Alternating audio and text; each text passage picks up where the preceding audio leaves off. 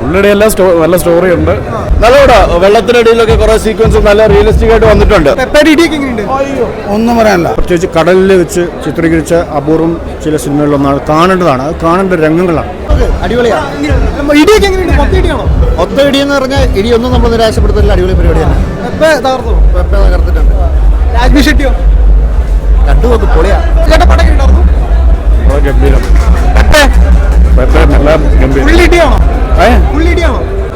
പുള്ളിയുടെ നല്ല സ്റ്റോറി ഉണ്ട്. ത്രില്ലിംഗ് ആണ്.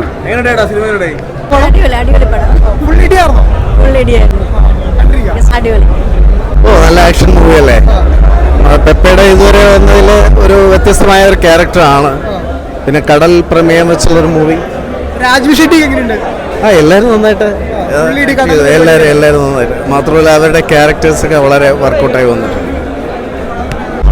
നല്ല വെള്ളത്തിനടിയിലൊക്കെ കുറെ സീക്വൻസ് നല്ല റിയലിസ്റ്റിക് ആയിട്ട് വന്നിട്ടുണ്ട്. ബാക്കി ആൾക്കാർ പിന്നെ തിയേറ്റർ എക്സ്പീരിയൻസ് ആണ്, ബെറ്ററാണ്.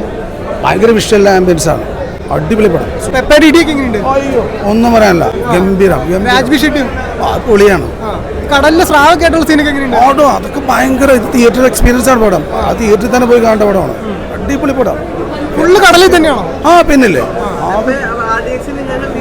വേറെ ലെവലാണ്. Action hero Pepe. പൊളി.